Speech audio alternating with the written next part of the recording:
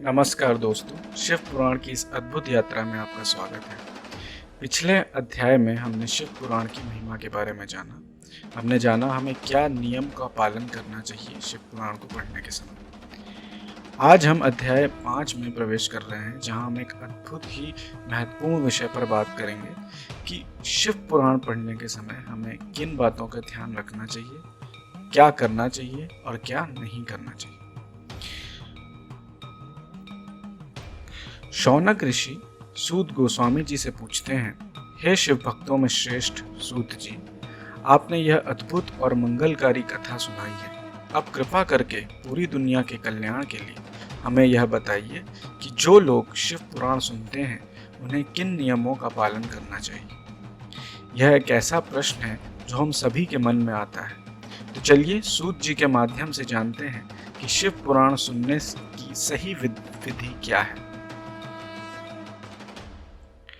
सूत जी कहते हैं, हे शौनक, जो भी व्यक्ति इन नियमों का पालन करते हुए इस महान कथा को सुनता है उसे इसका सर्वोत्तम फल मिलता है और उसके रास्ते में कोई बाधा भी नहीं आती।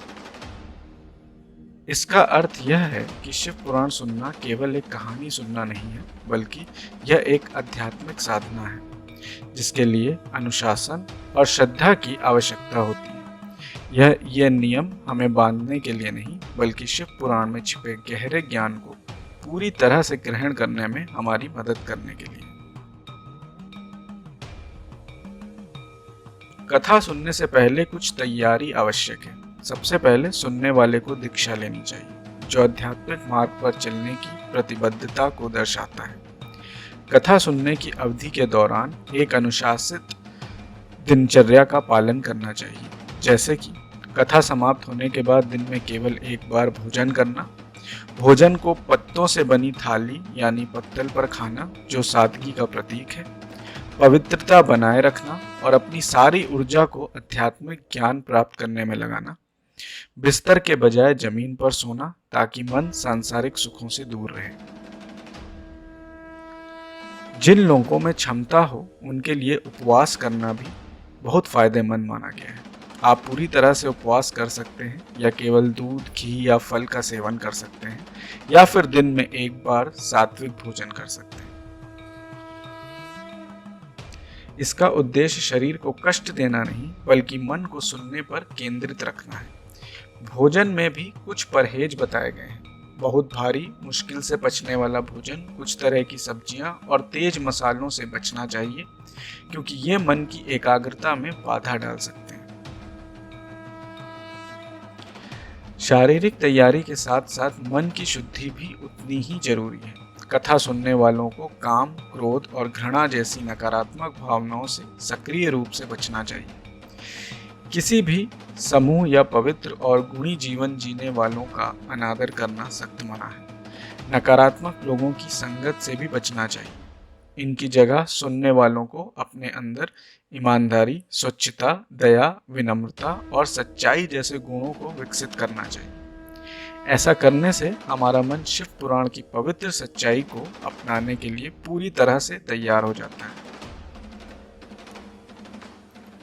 जो व्यक्ति पूरी श्रद्धा और नियमों के साथ शिव पुराण सुनता है उसे अनगिनत लाभ मिलते हैं। यदि आप किसी विशेष इच्छा के साथ कथा सुनते हैं तो आपकी वह मनोकामना अवश्य पूरी होती है।